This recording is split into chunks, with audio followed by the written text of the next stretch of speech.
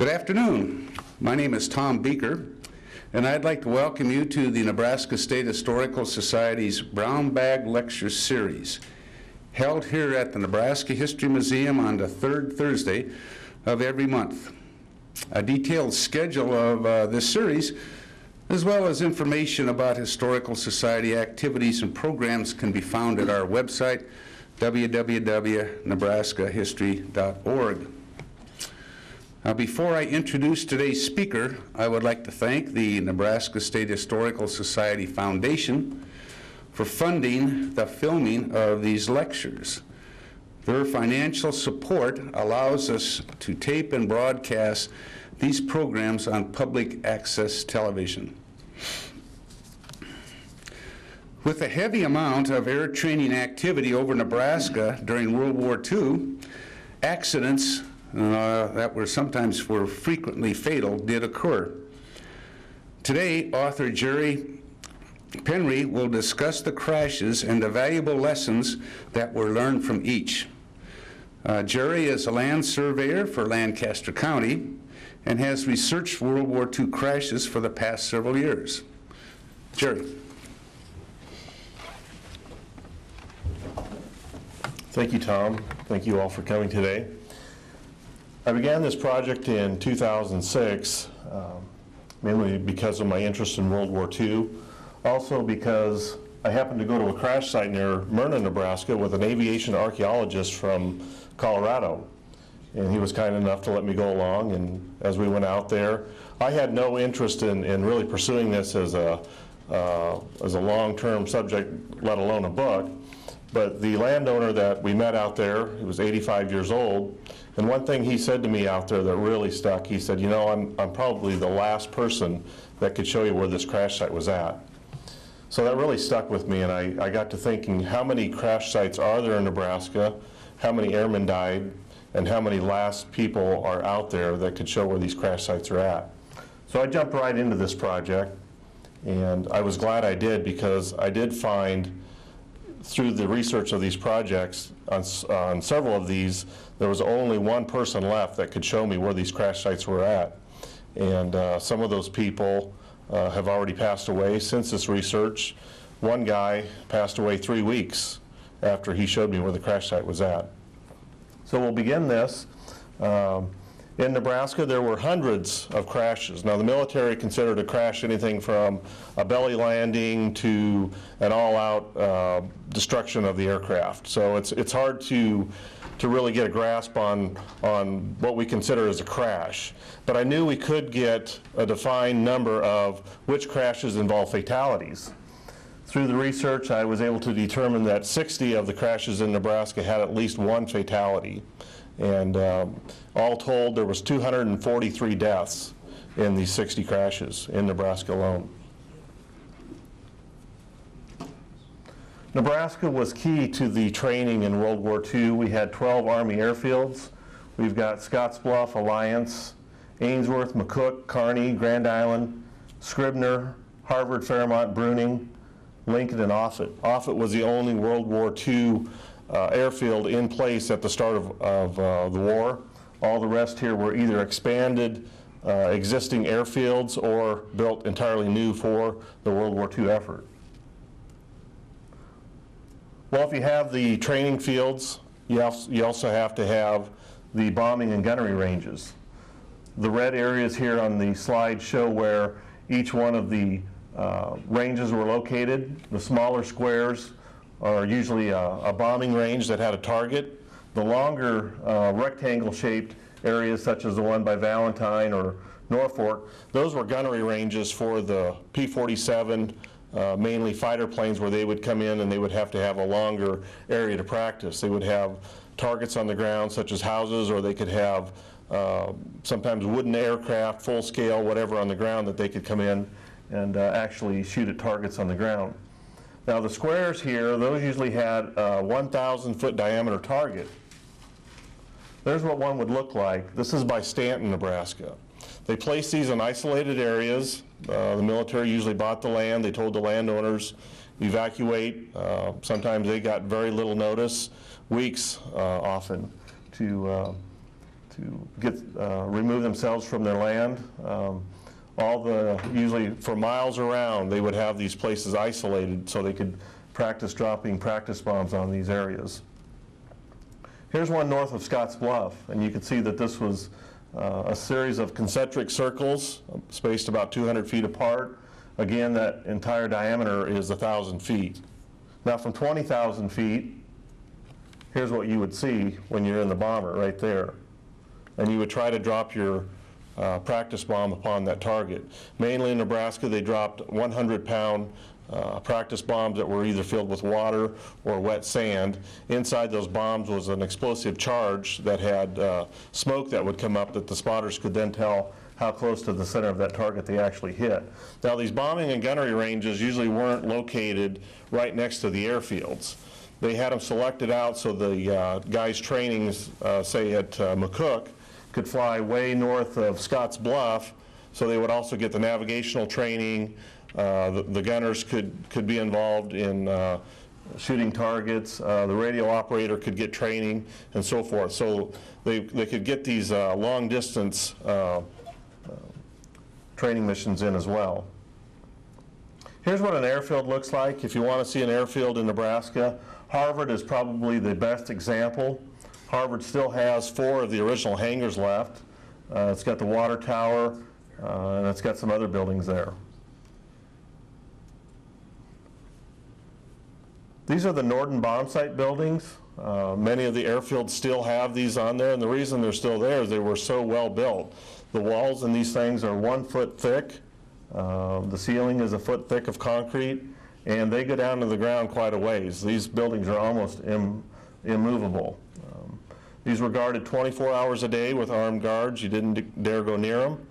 The Norden bomb site was one of the most top secret weapons of World War II, so they didn't keep them on the planes when they weren't flying. They were taken off the plane, they were put in these buildings.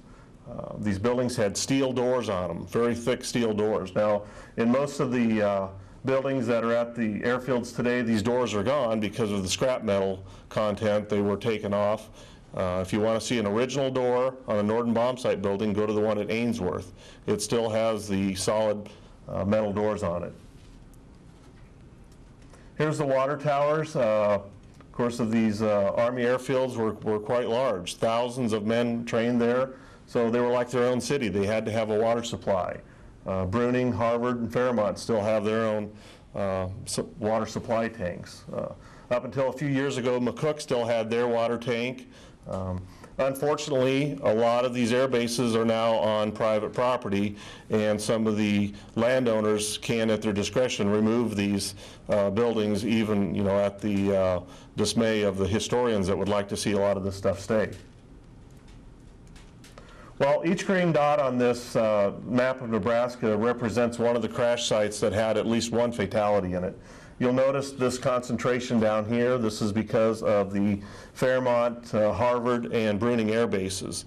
Bruning was the P-47 fighter base in Nebraska, and so there was a lot more planes being concentrated down in that area, and a lot more individual airmen making mistakes down there. And then you'll see that, but really it's scattered all over from the Panhandle to northeast Nebraska. Nebraska actually had what I would consider the 13th airfield being right across the river in Sioux City, Iowa. A lot of those planes trained in Nebraska. Here's the first fatal accident in Nebraska. Happened on May 25th, 1942. This was a B-26 based at OFFUTT Field in Bellevue. We had test pilots that would fly these aircraft. Here we've got Carl W. Hartley. He was a test pilot, and remember, a lot of these aircraft were brand new. They were built just for World War II. They didn't know how they were going to perform or whatnot. Well, he went up with a fellow pilot, and the canopy on this door broke loose because of the latch mechanism wasn't right. Again, they weren't field tested, and when they took this plane up into a straight vertical ascent, trying to assimilate whatever could happen in combat, the canopy door came off, came back, and destroyed the rear stabilizer, which then took the aircraft out of control. and both pilots lost their lives in that crash.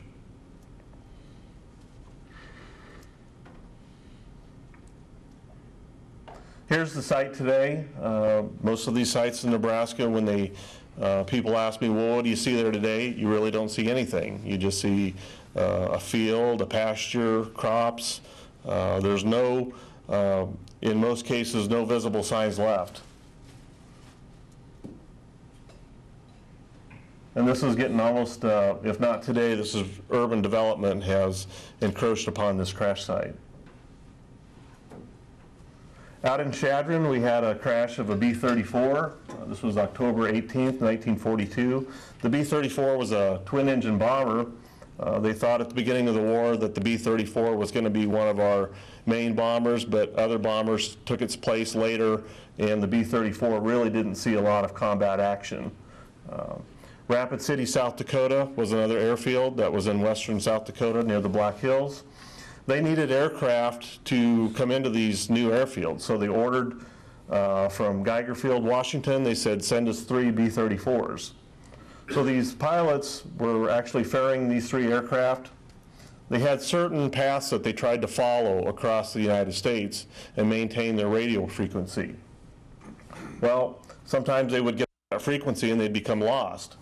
They got off a little area, and one landed at Hot Springs, South Dakota. 2 more saw the field at Chadron, and they said, well, we'll try to land there.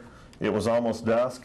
As the pilot came over the top of these big cottonwood trees, he thought he was coming in too low because of the shadows and the darkness, and he pulled up on the throttle, and the engine killed. The plane came straight down and exploded, and all 3 occupants were instantly killed. Here's the crash site today. It's just in an alfalfa field. 3 main ways that I researched these crashes. Number 1 was the military accident reports, which are all declassified now. You can get those. The military accident reports are often vague, though. They might just say so many miles north of a certain town, where it could be actually northwest of that town. The other way I researched these crashes were the individual town newspapers. And the best way, and the third way, is the local eyewitnesses. They were the ones that could pinpoint where these crash sites were located. Here we have an eyewitness right here, and he's describing where the crash site took place.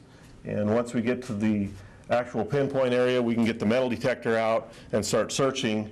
And in almost probably at least 80% of the crash sites, I was able to find at least one piece of the wreckage still there. And so that was very valuable information. Hemingford, back out in the Panhandle again. These planes were trained at Alliance, Nebraska, and a lot of C-47 and C-53 planes were based at Alliance. They were transport planes. They also were planes that the paratroopers trained out of for D-Day. These planes also towed the glider aircraft, were pretty prevalent out in that area. Well, we have a formation of 4 planes, a mixture of C-47s and C-53s. Remember, these pilots are young, 20, 21, 22 years old. They got too close, 2 of them, and they crashed into each other well up in the air. Each plane had 4 occupants in it. Both planes came straight down, and there was not enough time for the airmen to bail out or save their lives. Here's one of the crash sites. You can see a large burned area.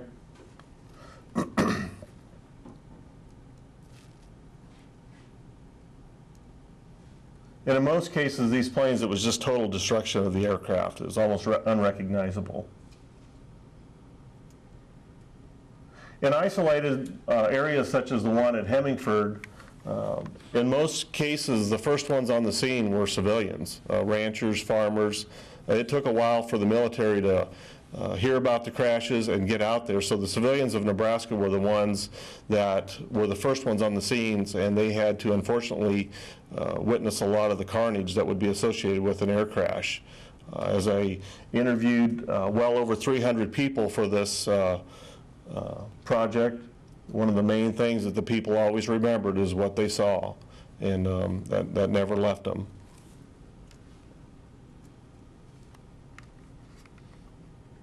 This was one of the only instances where you could still see there's a depression right here, and the rancher told me that that's where one of the planes came straight down and crashed. And as he would find pieces of this wreckage, he would just go throw it in that hole as kind of a memorial. This was a crash site that I was actually got in contact with one of the brothers of one of the airmen who died. This guy was in his late 80s, and he'd always wondered about it. He was able to fly into the airport at SCOTTSBLUFF. The rancher came down, picked him up, took him up there, and he was able to get closure in his life to see where his brother died. Harvard, Nebraska was one of the training fields that we had. This was the only incident that involved 3 aircraft in one crash. We had many mid-air collisions that involved 2 aircraft, but Harvard was the only place that we had 3 aircraft involved in one crash. There was a formation of 18 planes. One of the last things they did before they went overseas was formation flying. Formation flying required a lot of skill. You can see how close these aircraft are to each other. In most cases, from wingtip to wingtip or nose to tail was 50 feet. And you're flying very, very fast. Again, these guys are inexperienced. As they're coming into the Harvard airfield, it's around dusk. They're told to land. Well, you have an 18 plane formation. You can't all land at once. You have to land one at a time. There was a method in which they would break out of formation and land individually. Some planes, depending on where you're at in the formation, would break off, say, down and to the left, maybe up and to the right. There was one aircraft in formation. He was to go down and to the left, and he just got mixed up, I guess, where he was at in formation, and he went straight up and into the path of a plane that was behind him. The plane behind him, the wing cut off that plane completely in half. And then a third plane that was flying in that same formation that was further back flew into the wreckage in midair. The 2 planes that crashed came straight down, and here's some of the wreckage. It's just, no one was able to get out of those 2 that crashed in midair.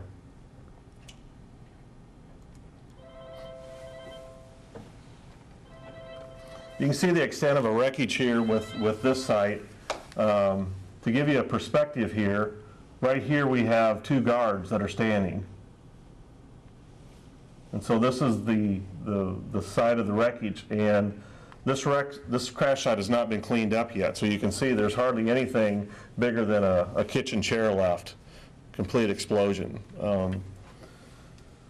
One of the saddest things involved in this is that they have to try to find the airmen. There was 13 that died in the Harvard crash, and if you can see that there's very little left of the aircraft, there was going to be very little left of the airmen, but they tried their best to find the remains of the airmen.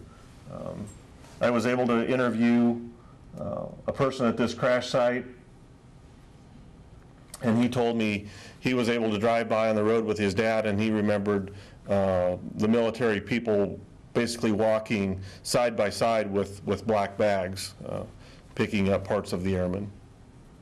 This was the 3rd plane that crashed, that flew into the wreckage in the air. It sustained some damage to the wings and probably the propellers and the engine in the air. 4 guys were in this plane: pilot, co-pilot, engineer, and radio operator.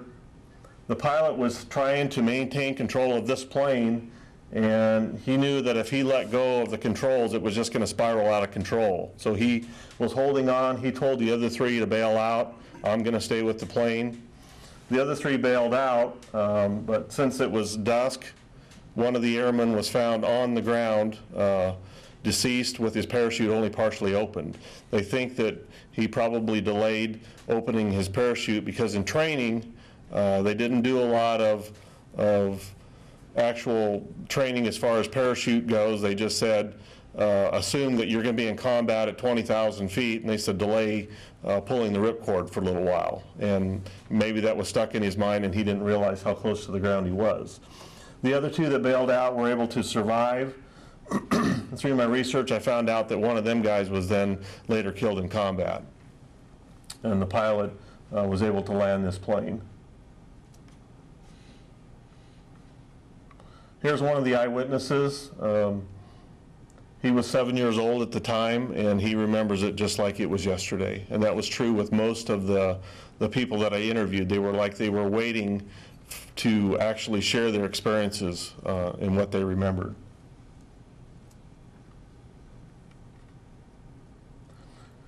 Here's a cornfield. That's what a crash site looks like today. In eastern Nebraska, most of these crash sites are completely hidden from view. Only with the metal detector were you able to find pieces of the wreckage and pinpoint where these locations were at. The Martin Bomber Plant, this was at OFFUTT Field south of Omaha. They made the B-26 aircraft there initially, and then later as the war went on, they switched and they started making the B-29 aircraft. The two planes that dropped the atomic bombs, the Enola Gay and the Boxcar, were assembled at the Martin Bomber Plant south of Omaha. Well, we've also got different aircraft flying into this field because there's a runway. A B-25, it's a twin-engine bomber that was built in the Kansas City plant, flew into the Martin Bomber Plant just to do some navigational training or whatever was going on. They fueled up, they took off on the runway, and they immediately lost an engine. Well, as a pilot of a B-25, if you lose one engine, you know you need to set that plane back down. So as he was circling back around to try to land back on the runway, he crashed right into the roof of the Martin Bomber Plant.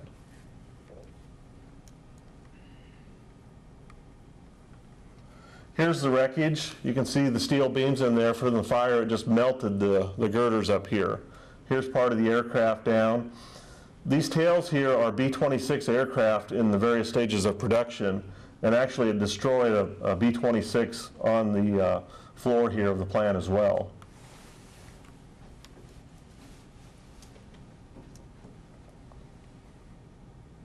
That building is still standing today. It's been remodeled, but the Air Force is still using it. Alliance, Nebraska, this was a C-53. Again, the Alliance Airfield was where the cargo planes, the transport planes were being used. Two pilots decided that they wanted to do some training on their own, and usually when you're a first or second lieutenant, you can clear yourself to go fly. So in the early morning hours, they went out and they took off in a C-53. They were going to do some training, and they were never heard from. Well, the military figured out that if the C-53 was completely loaded with fuel, they knew how long that plane could stay in the air. So when that plane didn't show up somewhere, they knew that there was an emergency landing or a crash or something had taken place. As they radioed around to the other airfields, no one had seen them, so now they have an emergency situation. The local rancher south of the Alliance Army Airfield had heard about this crash, or heard that a plane was missing. He got on his horse and he rode out into the pasture, and as he came over the hill, he came onto the crash site. And both pilots were ejected and immediately killed. Well, as I was trying to find this crash site, I was looking through some of the military photos that I came across, and I could tell in the photos that the hills matched what was out there today. Here's the grandson of the guy that found the crash, and he said that he had always heard about the crash, but his grandfather and his father said, well, let's just forget about it, get back to work. So he didn't know where the crash site took place. Once I showed him those photos with those hills, he says, well, I know where that's at. And we went there and we found pieces of the wreckage right on the ground. Milligan, this was a site over by the Fairmont Army Airfield. Fairmont had the B-24 bombers, one of the four-engine bombers of World War II, in addition to the B-17. There was 4 planes flying in formation. It was a very nice day. They were up around 25,000 feet. And they were flying in what was called the diamond formation. You have 1 plane in front, 2 on the sides, and 1 in the rear. They were told when you get into combat and if you're in this formation and you're one of the planes on the side that has to leave the formation either because of getting shot down or problems, the plane in the rear was then to assume that missing spot to keep that tight group. one of the planes on the side inadvertently drifted out of formation. They should have had radio contact to say that, I didn't mean to do that, I'm coming back, or the guy in the rear should have asked, are you coming back into formation? They both assumed that the wrong thing. And as the rear plane moved into that slot, the plane on the side came back and they crashed in midair. One plane came down, they crashed next to this house. At the time, 2 bachelors were living in this house. The plane literally crashed within about 60 feet of the side of this house. It blew in all the windows on this house, destroyed a chicken coop, destroyed a hog house, and a couple granaries. The fire was so bad on this crash that the military couldn't get the bodies out for almost half a day.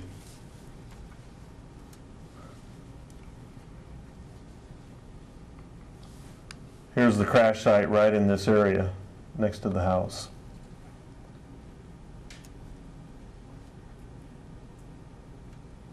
The other plane broke up in midair. It came down in several pieces over the center of a section. It landed on 2 different quarters. At the time, there was 2 young men, about 17 years old, living on that same section. This guy on the left, he was out working in the field with his father, and he said when the plane hit the ground, he said the horses, when they were picking corn, the horses reared straight up in the air. The guy on the right said he was out in his farmyard. He heard the crash, looked up, and as that plane was coming down in pieces, it looked to him like the main piece of that plane was going to strike him. So he ran over towards the barn, and he looked up again, and he said, now it's coming for me here. So he ran back to the house, and from that perspective of as a young man, he thought, well, I'm just helpless, but it actually landed about a quarter of a mile from his actual farmhouse. Now Milo here on the left, he said, I interviewed him first. He said when you go to talk to Alfred, he's going to tell you that the plane crashed on his side of the fence. And then when I talked to Alfred, he says, I suppose Milo told you that it landed on his side of the fence. 2 old Czechs down there that are, for years they had this friendly disagreement about which side of the fence that plane crashed on. But parts were on both sides. At Hyannis, a very isolated area, about halfway between Hyannis and the town of Arthur. The C-53 was just doing a navigational flight. Similar circumstance where the plane just didn't come back to the airfield. So after a period of time, they sent out search crews, and 2 ranch hands were out working on a windmill, and they saw another aircraft just kept circling the area, would come over where they were working, tip its wings, and they thought, well, this is trying to tell us something, so they rode their horses over and they found the crash site. The person in this search plane was another C-53, and this pilot actually landed his search plane out in a meadow real close to this crash site.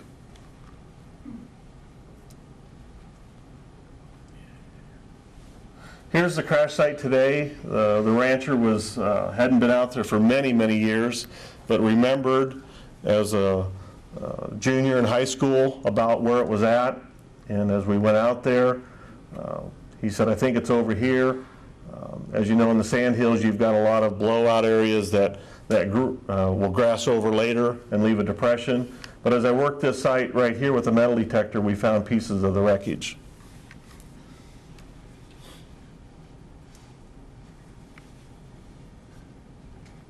Here's the rancher today, holding a piece of the wreckage, and he said that he was the only one left today that could have pinpointed that crash site. So as you can see, that there's a lot of these crash sites that would have been lost to history had we not gotten onto this project right away. Homer, Nebraska, up in the northeast part of the state. Here's a B-26 that was flying in from the St. Joe, Missouri airfield, came in the middle of the night just to refuel, do some navigation training. As it took off, they lost an engine. They tried to turn around to return to the airfield at Sioux City, and the plane just exploded in midair as it was a short ways off the ground.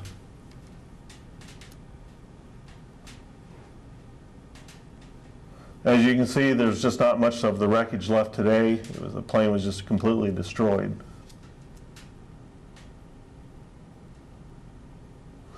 Here's the crash site today.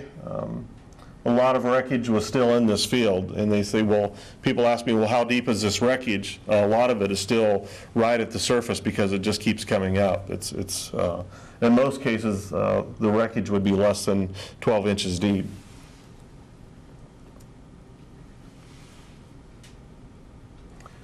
These crashes really affected the local people.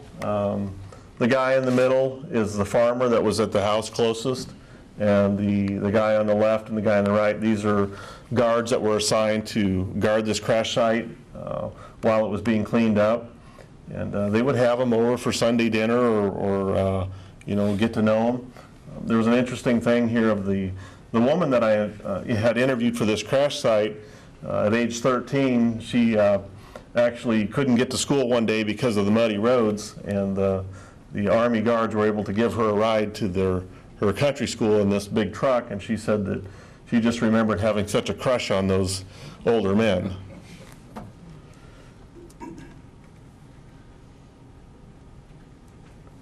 Here's some of the things. This wasn't found at the crash site by myself, but it was found by one of the landowners. They would go out there, and you would think of a crash site today, or even during the Cold War, the military sifted through almost every piece. I've talked to people that try to research crash sites from the 50s, 60s, and on up to the present, and the military will try to get those pieces completely picked up for various reasons, for intelligence reasons, for trying to just alleviate the landowner problems. But in World War II, they left a lot of this wreckage out there.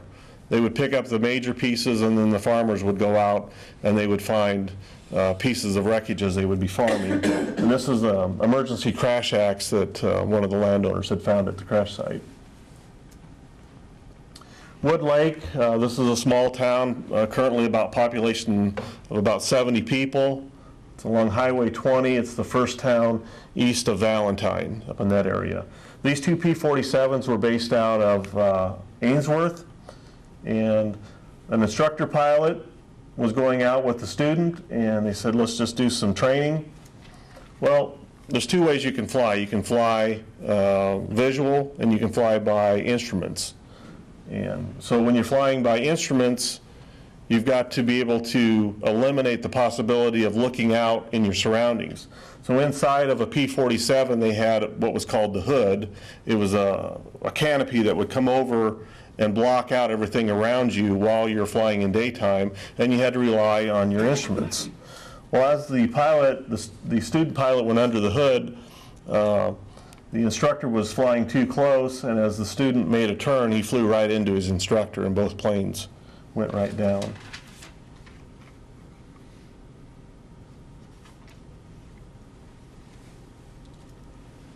The landowner I found here, he told me his dad roughly showed him where the crash sites were at, but again, it was not that of an importance for his dad to actually pinpoint the crash sites. It was something they wanted to just forget about. So the landowner that I talked to, he said, well, Dad said roughly over in this area. I worked these crash sites for probably half a day, and I actually did find both of them.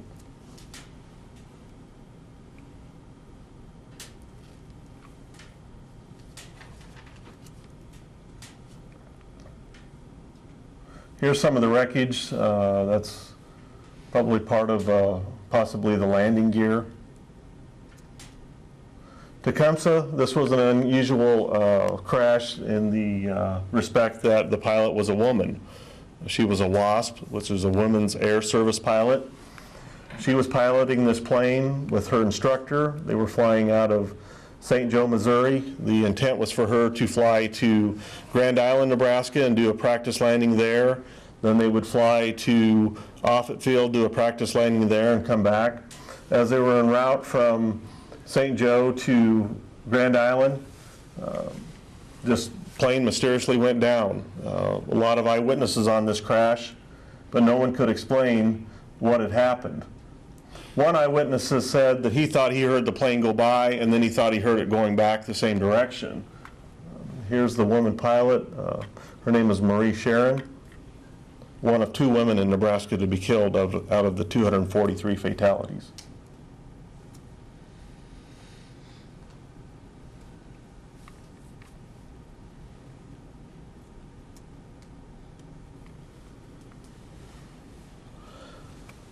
short time later after this crash, a piece of wreckage was actually found about a half a mile to a mile further in the direction that the plane was headed.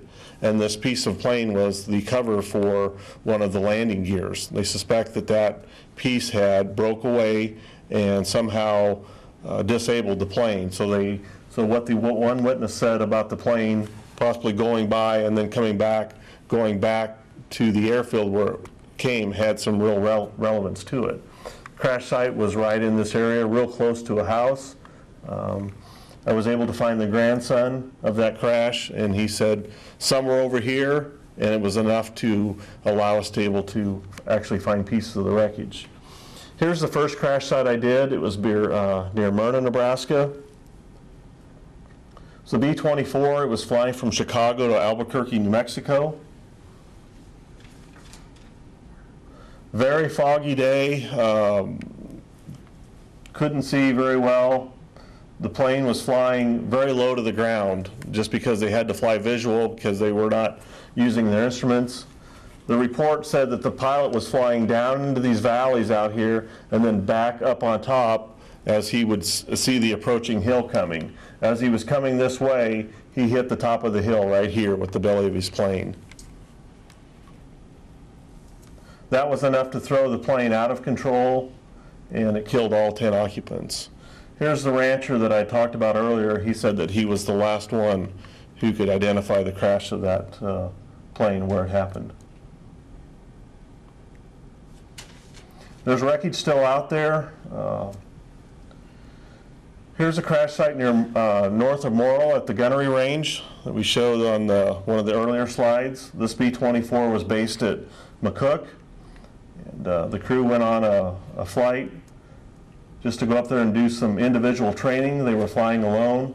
The report from the engineer who actually survived this crash said that we were flying basically 10 feet off the ground because the pilots were just horsing around basically and seeing how low to the ground they could fly.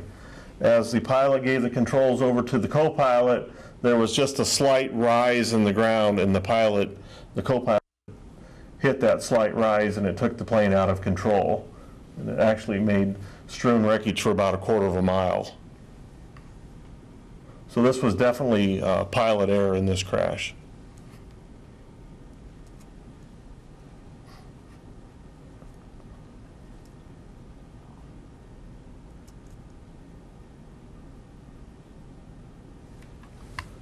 A person that I had interviewed about this crash, he told me, he said, Grandma remembered, had told me that she went out and she found some white stones and she put them in the form of a cross out there on the crash site. And today those stones are still there. They've been probably scattered by the cattle, but a very relevant reminder of that crash site, basically out in the middle of nowhere. Chapel, this was a formation of B-24s flying from Lincoln, Nebraska, going out to the west coast. There was an electrical lightning storm. They think that one of the planes got hit by lightning. They lost an engine, and it dropped out of formation. They theorized that it was going to try to land at Big Springs, Nebraska, because there was a landing field there, just a grass airstrip. As they were circling around the town of Chapel, the plane exploded in midair. The fire got to the engines and exploded. All 10 were immediately killed. Now, the occupants of these planes were from all over. They were from big places like Chicago to little places as small as the town that doesn't even exist today. On this plane, one of the occupants just happened to be from Stromsburg, Nebraska.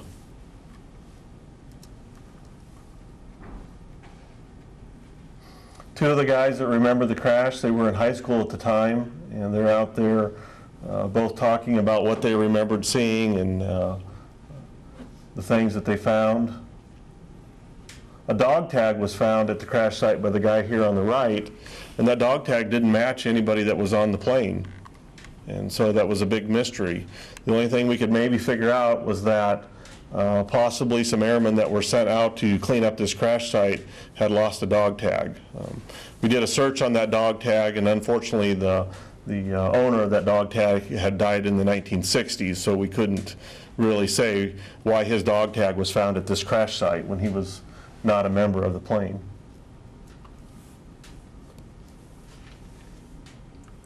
Two of the eyewitnesses. You can see how close it is to Chapel, just southeast of town.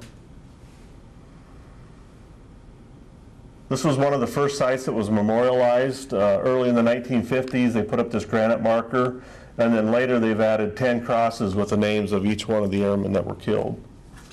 In town by the interstate, they also have one of the large Nebraska historical marker signs that you're all familiar with seeing at the various places.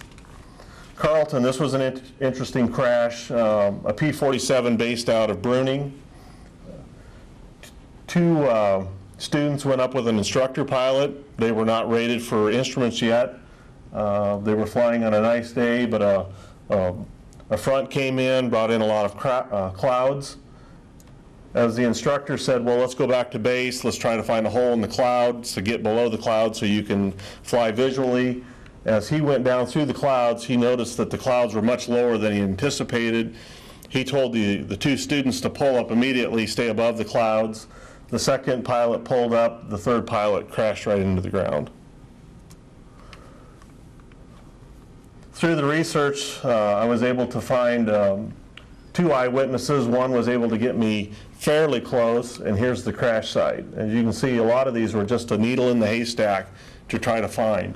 The wreckage at this particular crash was no more than 50 feet diameter, and so it was a very small site as far as wreckage. I found out that this pilot that was killed, he was married at the time, and his wife was expecting their first child. So I knew that then probably somewhere out there was a child that never knew her father, and he or she would be roughly 65 years old. Here she is on the left. I was able to find her down in Arizona, and she had never known the details of her father's crash. So I was able to give her accident report, newspaper clippings, and actual pieces of her father's aircraft. So I was able to bring closure to her. Napier, Nebraska has the distinction of being the worst single aircraft in the United States as far as loss of life from one aircraft. 28 airmen were killed. They were in the C-47 transport. 24 P-47 pilots from Bruning and 4 crew members of the C-47 were flying from Bruning to Pierce, South Dakota. Instead of flying each pilot flying his own P-47 from Bruning up to Pierre, they said, we'll just put you all in one plane. You can use the planes up at Pierre for further training. As they got close to Napier, they flew into a thunderstorm. Either wind shear inverted this plane upside down or lightning hit it. They were never able to exactly determine what the exact crash was, but it made newspaper headlines all over because of the extent of this crash.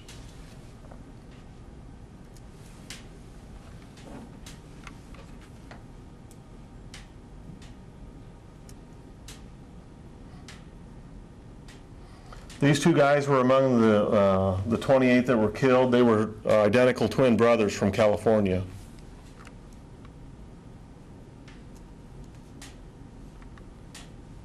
Here's the crash site today. It's got an iron cross. Most of the wreckage happened on the side of this hill right here.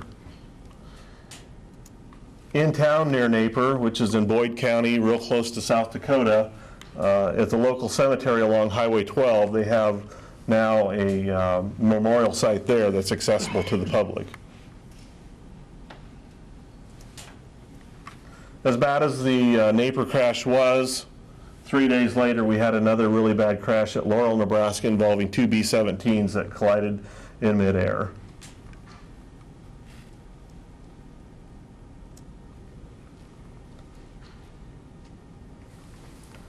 One plane got out of formation, and they suspect that he got behind what's called prop wash, that invisible disturbed air behind the aircraft.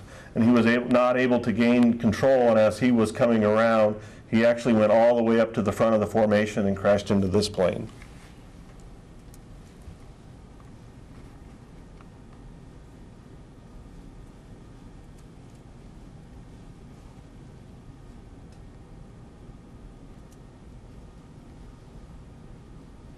One of the eyewitnesses, he was in high school. This crash occurred right around the lunch hour. And he said when you heard 18 B-17s flying in formation, each one of those having 4 radial engines, he said you took notice of it. And everyone would look up and they would try to count the planes.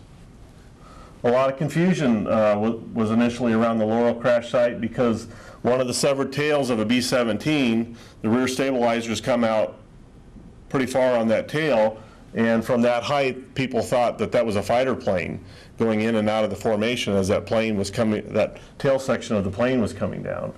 So the local newspapers of the big cities said that there was 3 planes involved, which was not true. There was only 2.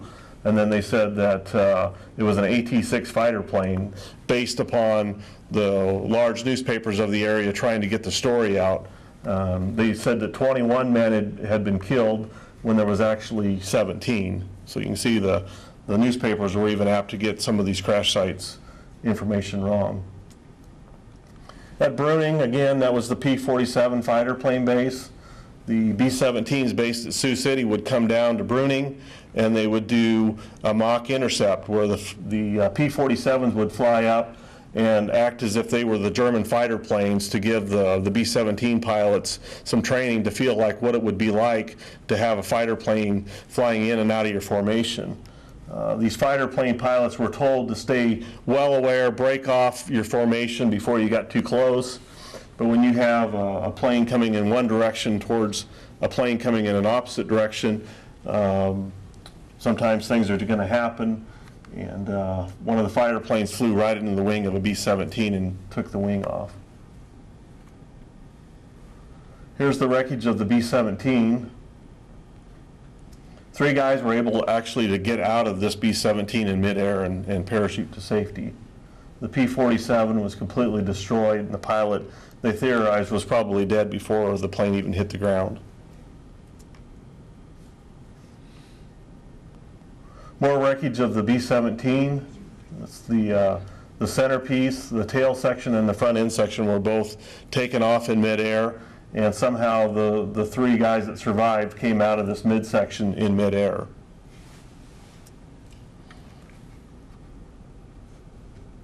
Local people helping me find the crash site.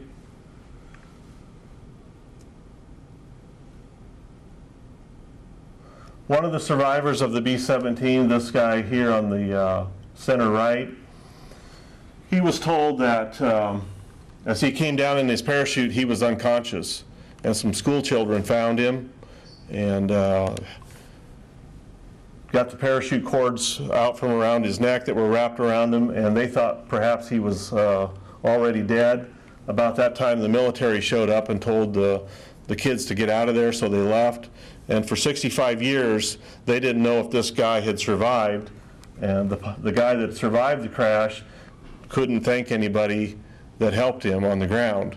So we were able to do some investigation, and we found the people that helped the pilot, or not the pilot, but the crew member, and we reunited them in a very emotional reunion. Here's a crash at Bruning, P-47.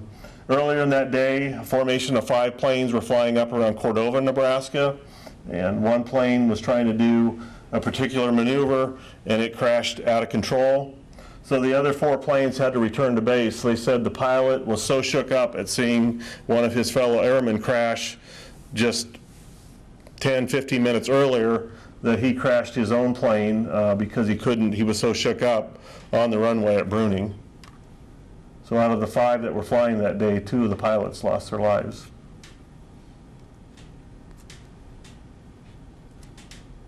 WELLFLEET, it's a B-17 based out of McCook. It was told of a crew of 4 to go down to Alabama and pick up a stranded crew from a B-29.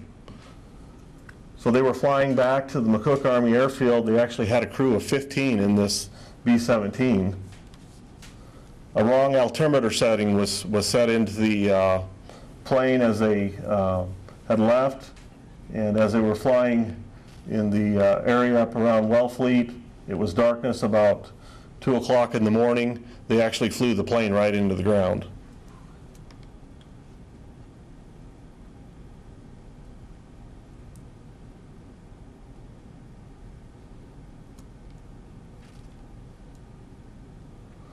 One of the airmen killed on this crash was married, and his wife was at McCook.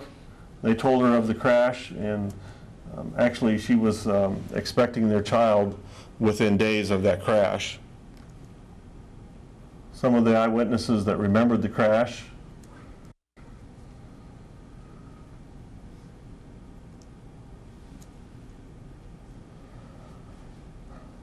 Here's a lady whose husband was killed, and just days after the crash, she gave birth to their son. We've also got some interesting deaths that occurred that weren't the result of an actual crash. Here's one at Lincoln. The AT-6 program was a trainer plane that a lot of pilots first learned to fly on before they advanced to the fighter planes and the bomber planes. They had them at the Lincoln Army Airfield stacked up in many rows, and they were facing the hangars. As these planes would leave to go out and fly, they would taxi down here and then go to the airfield, the runway. While also people that were walking from the hangars to their planes had to cross in front of that. As the guy in the plane was taxiing his plane, the front end of that plane is sets up like this. He can't see exactly what's in front of him. They were told, as you're taxiing, to do a zigzag formation so you can see in front of you. And unfortunately, he taxied his plane right into the path of two guys that were walking across to their plane. All of these plane engines were revving up, getting ready to fly for the day, so they didn't recognize the noise coming from behind them as a plane that was going to hit them. We've looked at probably a fourth of the crashes that took place. Time wouldn't allow us to go through every crash, but this was a good representation of what happened in Nebraska. The 243 who died in Nebraska gave the ultimate sacrifice while training in Nebraska. This was the untold story that you think of the deaths that happened overseas. We don't think of the deaths that happened in training in the United States. Some of these memorials were done before I began this project, but we also have some that were done because of this project. These memorials were done previous, so I was able to go to those and photograph them. But 3 years ago in Milligan, they had a memorial that did 3 signs for 3 mid-air collisions, so it involved 6 different aircraft. They were able, I believe there was about 35 airmen involved in this 6 aircraft. They were actually able to get 31 family members or representations from 31 of the 35 airmen there. And here's another crash site, that the one at Wood Lake on the right. That was a direct result of my research. And the one on the left is the latest one that just was dedicated last year. A local Boy Scout did that for his Eagle Scout project and dedicated a sign for the B-17 crash at Grand Island. So that's my presentation, and I guess I'll take questions if there's any. Yes? What did you do with any of the parts that you found in the pieces? Did you put those in a museum somewhere or give them to local landowners? I have a lot of those pieces, and I'm pending a probable exhibit at the Air and Space Museum near Ashland. Also, family members have requested pieces of the aircraft, so when the family members request pieces, I gladly give it to them so they have a direct connection to their loved one.